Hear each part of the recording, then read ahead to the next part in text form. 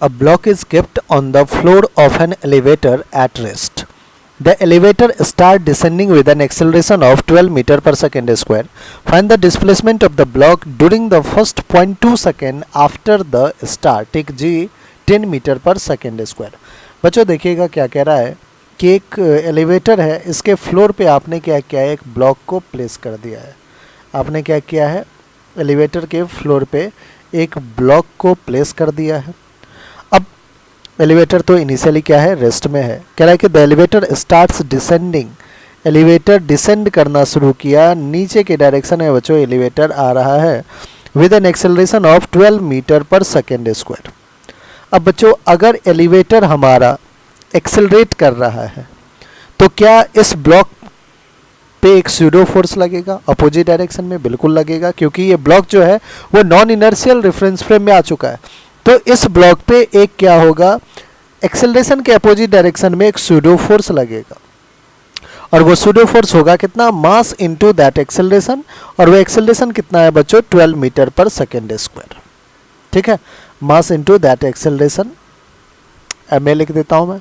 अब ध्यान समझिएगा बच्चों, जब इस ब्लॉक पे मास इनटू एक्सेलरेशन ऊपर की तरफ लगेगा तो क्या इस ब्लॉक पे एक mg इसका वेट भी तो एक्ट कर रहा होगा. अगर हम इस ब्लॉक के लिए सोच रहे हैं बच्चों, ध्यान समझिएगा इस चीज़ों को. मैं एक FBD यहाँ पे ड्रॉ कर रहा हूँ कि इस ब्लॉक पे एक m इंटू ए एक स्यूडो फोर्स ऊपर लग रहा है, जहाँ पे a की वैल्यू कितना है, 12 मीटर पर सेकेंड स्क्वायर. क्या इस ब्लॉक पे एक m इंटू जी भी लग रहा है, mg भी लग रहा है, और g की वैल्यू कितना है, 10 मीटर पर सेकेंड स्क्वायर. अगर बच्चों इफेक्टिव एक्सेलरेशन की बात करें, मास और मास तो कॉमन है, तो a का वैल्यू है 12 और g का वैल्यू है 10. मतलब मैं कह सकता हूं कि इस ब्लॉक पे एक acceleration 12 metre per second square से ऊपर लग रहा है और एक एक्सेलरेशन उसी इंस्टेंट पे 10 मीटर पर सेकेंड स्क्वायर नीचे लग रहा है. तो जो इफेक्टिव एक्सेलरेशन होगा बच्चों, यहाँ पे इफेक्टिव एक्सेलरेशन की बात करें वो क्या हो जाएगा, तो आप कहोगे कि सर 12 माइनस 10 कर दो, अपोजिट डायरेक्शन में है, 2 मीटर पर सेकेंड स्क्वायर होगा, किधर, ऊपर की तरफ.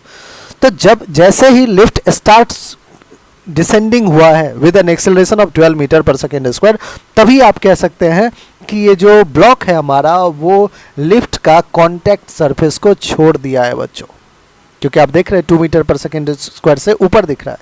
इसका मतलब जैसे ही लिफ्ट नीचे डिसेंड करना शुरू किया, ब्लॉक क्या किया है, ब्लॉक ने कॉन्टैक्ट सरफेस को छोड़ दिया है. ब्लॉक लेफ्ट द कॉन्टैक्ट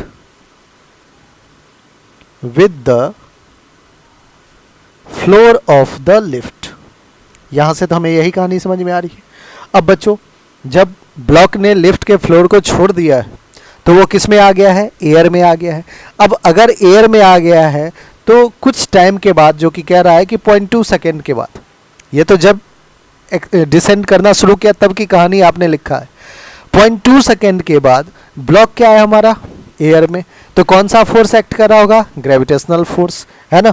तो आते हैं, फाइंड क्या करना है बच्चों हमें, कि find the displacement of the block during the first 0.2 second after the start. Start हुआ है रेस्ट से, लिखा भी हुआ है. स्टार्ट अगर रेस्ट से हुआ है बच्चों तो u की वैल्यू क्या है, 0. अब आते हैं, इस ब्लॉक पे जो सिर्फ और सिर्फ एक फोर्स लग रहा होगा वो mg लग रहा होगा. तो इस ब्लॉक का एक्सेलरेशन लेट से a नीचे है, तो न्यूटन सेकेंड लॉ कहता है कि net force is equals to mass into acceleration a.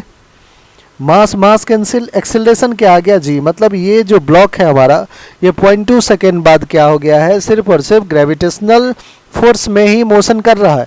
तो एक्सेलरेशन तो बच्चों g आएगा, और g की वैल्यू कह रहा है 10 लेने के लिए, जो कि कांस्टेंट है. u भी 0 है. तो क्या हम डिस्प्लेसमेंट फाइंड आउट करने के लिए इक्वेशन ऑफ मोशन यूज करें. ठीक है, यूज करते हैं बच्चों, using equation of motion. Second equation use कीजिए बच्चों, s is equals to U T plus half of A T square. u तो 0 है, 0 into T 0, half of acceleration a है, g क्या है 10 इंटू टी कितना है 0.2 का स्क्वायर. टाइम दे रखा है बच्चों 0.2 सेकेंड, तो 0.2 का स्क्वायर. सॉल्व करेंगे तो 10/2 इंटू 0.2 इंटू 0.2 दैट इज 2 2 जा 4/100.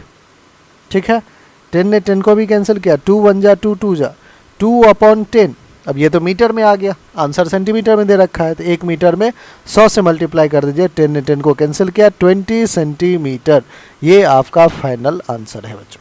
ठीक है, 20 centimetre is the correct one.